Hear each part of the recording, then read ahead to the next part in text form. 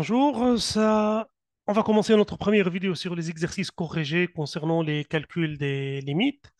Nous allons essayer de choisir des exercices de cette feuille. On ne va pas pouvoir faire tous ces exercices-là, mais on va choisir deux modèles, plusieurs exercices pour un modèle. On va essayer de travailler doucement, parce que c'est un chapitre important et souvent les étudiants n'arrivent pas à assimiler dès la première fois. Bon, calculer les limites des fonctions suivantes. Je commence par l'exercice 1, la partie 1. Donc, il nous demande de calculer la limite lorsque x tend vers infini, x4 moins 3x plus 2 sur x plus 1. Naturellement, vous avez une fonction quoi? Une fonction rationnelle. C'est un polynôme de degré 4 divisé par un polynôme de degré 1. Et vous avez x tend vers infini. On a dit lorsque x tend vers infini, directement je peux dire c'est la limite du terme dominant sur le terme dominant. Donc c'est la limite x tend vers plus infini. Le terme dominant ici, c'est le terme de plus grand degré avec son coefficient, bien sûr. Ici, c'est 1, donc c'est x4. Et en bas, le terme dominant, le terme de plus grand degré, c'est le x. Et ça vous permet de simplifier par x. Donc, c'est la limite lorsque x tend vers un plus infini de x3. Je simplifie par x. Et ça fait plus infini puissance 3, c'est plus infini. Deuxièmement, limite lorsque x tend vers moins l'infini, racine 2x au carré moins 2x plus 3 sur x. Ben, lorsque x tend vers moins l'infini, regardez-moi le terme sous la racine. Le terme sous la racine est un polynôme de degré 2. Donc, le terme dominant de ce polynôme, c'est de x2. Donc, moins infini au carré, c'est plus infini. Donc, sous la racine, c'est plus infini. Racine de plus infini, c'est plus infini. C'est infini sur moins infini. Donc, c'est une forme indéterminée. Je ne peux pas faire, il ne m'est pas autorisé de faire comme tout à l'heure pour les fonctions rationnelles, prendre le terme dominant sur le terme dominant.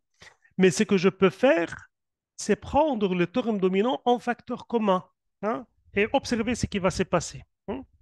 Donc, c'est la limite x tend vers moins l'infini. Racine, le terme dominant, vous le prenez facteur commun.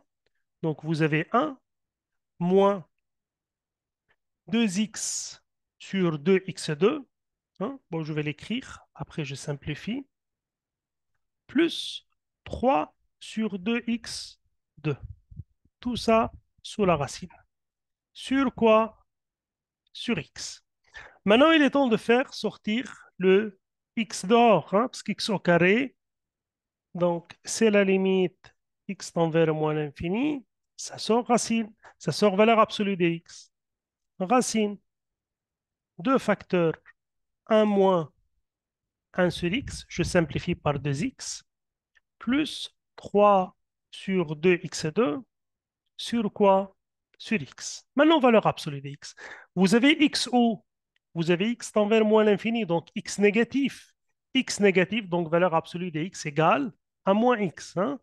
X positif implique valeur absolue de x égale x.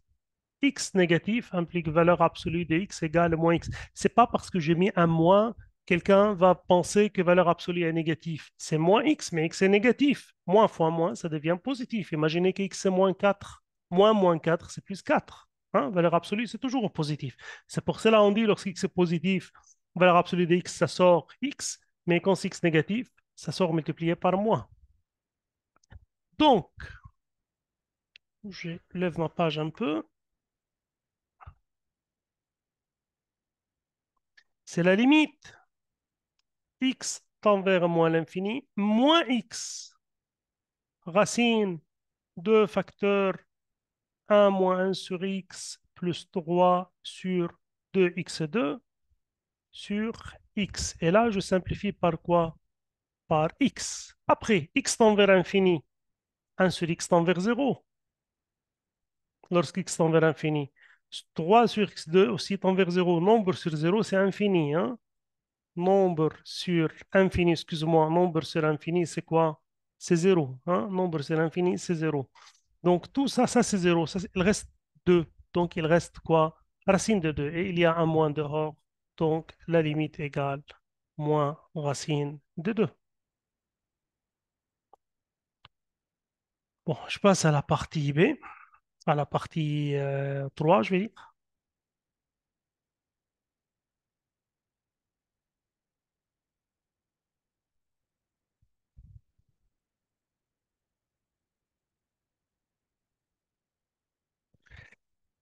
Bon, voyez bien, x tend vers l'infini. Si je regarde la forme ici, c'est quoi? C'est infini x au carré fois le facteur, c'est quoi? 1 sur infini, c'est 0, moins 1 sur infini, c'est 0. C'est une forme indéterminée. 0 fois infini est une forme indéterminée. Hein? Parce que la forme indéterminée, 0 sur 0, infini sur infini, infini moins infini, 0 fois infini. Il y en a d'autres, mais pour votre programme, c'est déjà suffisant. Comment on fait? Ben, qu'est-ce qu'on peut faire? On peut faire un dénominateur commun et transformer ça en une fraction, en une fonction rationnelle. Hein? Le 1 sur x moins 1 sur x plus 1, ben, vous faites un dénominateur commun qui est la multiplication, n'est-ce pas? Donc ici, comme si vous avez multiplié par x plus 1, donc en haut, c'est x plus 1, moins, ici, comme si vous avez multiplié par x, donc moins x. Donc ceci n'est autre que quoi? Que 1 sur x, x plus 1, ou si vous voulez, 1 sur x2 plus x. Ainsi, la limite demandée, limite x tend vers plus l'infini, x2 facteur 1 sur x moins 1 sur x plus 1, n'est autre que la limite x tend vers plus infini, x2 multiplié par 1 sur x2 plus x. Et lorsque vous dites a multiplié par 1 sur b, ben c'est a fois b, a sur b, parce que c'est a fois 1, a sur ça aussi, ce 1 fois b, c'est b. Donc lorsque vous dites a fois 1 sur b, c'est a sur b.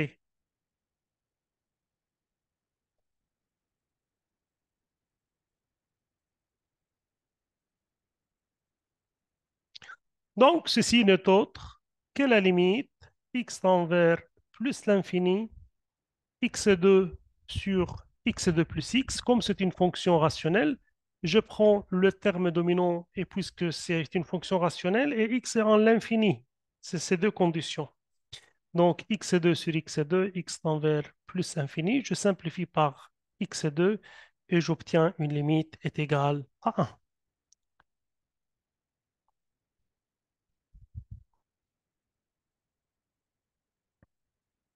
Fonction irrationnelle,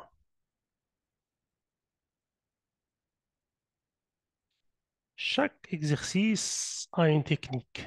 Il n'y a aucun exercice qui fait peur. Bon, lorsque vous dites x tend vers infini, bon, racine x plus 1, c'est infini. Racine infinie, c'est infini. Et racine x moins 1, c'est aussi infini. Donc, vous avez, comme si vous avez un nombre sur infini moins infini. Mais infini moins infini, on ne sait pas, c'est indéterminé. Donc, il faut se débarrasser de cette forme. Hein, infini moins infini. Donc, qu'est-ce qu'on peut faire? Ben, tout ce qu'on peut faire, c'est multiplier par le conjugué. Multiplier, diviser par le conjugué. Vous avez a moins b, bah, vous multipliez, vous divisez par a plus b pour enlever la racine. Lorsque vous enlevez la racine, alors on peut faire des opérations entre les fonctions sur la racine. Limite x tend vers plus l'infini, 1 sur racine x plus 1 moins 1 sur racine x moins 1. Je multiplie par, bah, en bas, ça c'est a moins b, ben, je vais multiplier par A plus B pour avoir quoi? Pour avoir A2 moins B2. Lorsque j'ai A2, donc racine de x plus 1 au carré, la racine disparaît. Lorsque j'ai B2, la même chose, la racine disparaît. Donc je vais multiplier par racine x plus 1 plus racine x moins 1. Or, multiplier en bas sans multiplier par haut, ce n'est plus une égalité. Une égalité, lorsque je dis ceci égale, la même chose multiplié par 1. Et le 1, le rapport doit être équilibré, même rapport. x plus 1 plus racine x moins 1.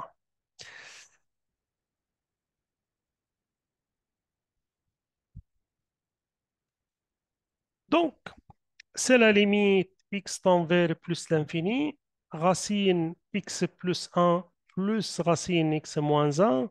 Et en bas, c'est a moins b, a plus b, c'est a au carré. Donc, c'est racine x plus 1 au carré.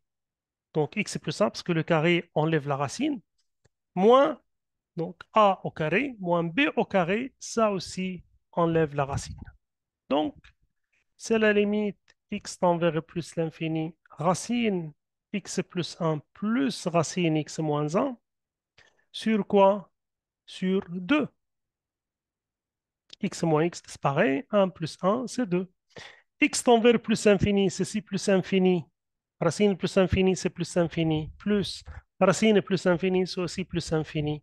Donc ça fait plus infini sur 2, c'est plus infini. Donc la forme n'est plus une forme indéterminée. Hein. La limite est égale à l'infini, c'est bien déterminé.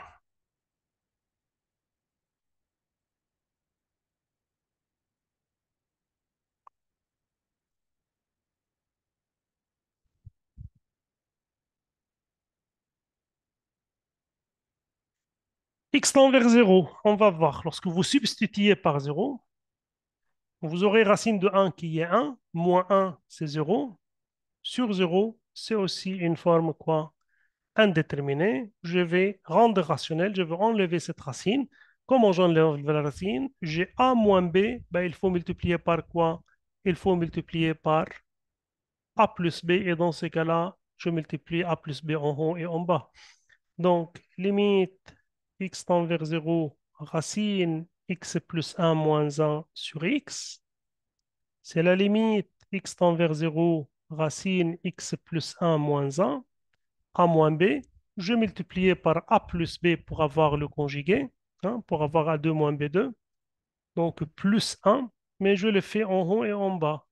Donc, x facteur, racine x plus 1, plus 1.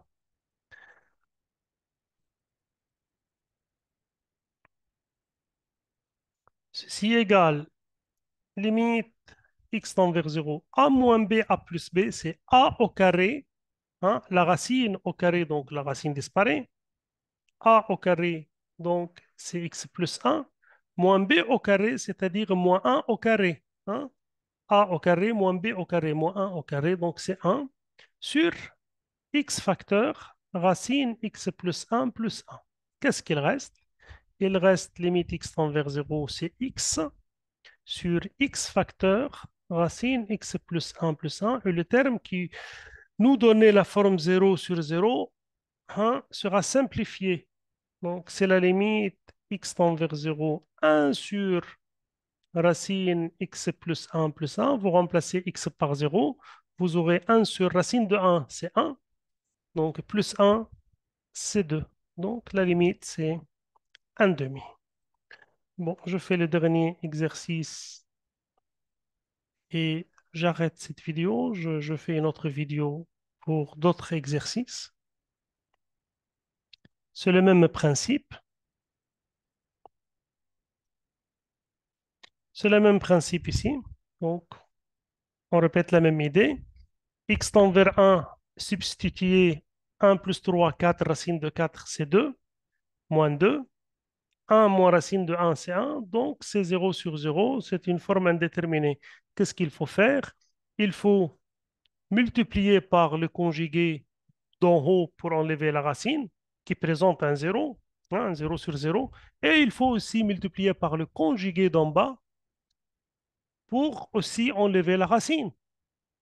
Donc, après, je passe à la limite. J'ai dit fx égale racine x plus 3 moins 2 sur 1 moins racine x. Donc, en premier lieu, je vais enlever la racine de x moins 3. Hein, je vais libérer le x moins 3, le x moins plus 3. Donc, je multiplie par le conjugué, hein, qui est racine x plus 3 plus 2. Mais je ne peux pas multiplier par le conjugué en haut sans multiplier par le même terme en bas. Et ici, j'ai quoi? 1 sur 1 moins racine de x. Donc a moins b, a plus b, ça fait a2, donc la racine disparaît. Moins b2, ça fait 4 sur 1 moins racine de x multiplié par racine x plus 3 plus 2.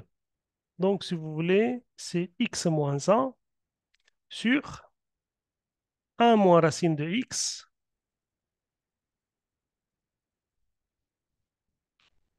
1 moins racine de x, racine x plus 3 plus 2. Le terme qui dérange, bon, x moins 1, c'est 0. Le terme qui dérange, c'est les 1 moins racine x, c'est toujours 0. Ben, ce terme-là ne dérange pas, parce que ce terme, c'est 4. Hein. Ça provoque pas une forme indéterminée. Ce qui provoque la forme indéterminée, c'est qu'en bas aussi, ça reste 0. Donc, 1 moins racine de x, je peux aussi m'en débarrasser en multipliant par le conjugué. Et je dis, c'est x moins 1, je multiplie par le conjugué en haut et en bas. Conjugué de 1 moins racine x, c'est-à-dire le 1 plus racine x, en haut et en bas, pour avoir a moins b, a plus b qui donne a2 moins b2 et la racine disparaît. Donc, 1 moins racine x, je multiplie par 1 plus racine x en haut et en bas. J'aurais multiplié par 1. Et qu'est-ce qu'il reste aussi? Il reste le x plus 3 plus 2. Donc, x moins 1, 1 plus racine x, je ne peux rien faire. Ici, a moins b, a plus b, ça donne a2. Moins b2, la racine disparaît. Multiplié par racine x plus 3 plus 2. Et là, x moins 1 moins x, hein, c'est pareil, hein, c'est le signe qui est différent. Donc, c'est le x moins 1, si vous voulez, 1 plus racine x, hein, a moins b et b moins a. Bah, vous prenez moins facteur commun, vous aurez x moins 1, n'est-ce pas? Racine x plus 3 plus 2, et je peux simplifier par x moins 1. Cela implique que la limite lorsque x tend vers 1 de fx, c'est la limite lorsque x tend vers 1 de moins facteur 1 plus racine x sur racine x plus 3 plus 2. Et là, il suffit de substituer. X tend vers 1, ça fait 1. Plus 1, ça fait 2. Et en bas, 1 plus 3, ça fait 4. Racine, ça fait 2. 2 plus 2, c'est 4. Et la limite égale à moins 1 demi. Et j'arrête la vidéo à ce niveau-là et on continue avec d'autres exercices où on va faire l'étude des asymptotes et la limite en utilisant la dérivation.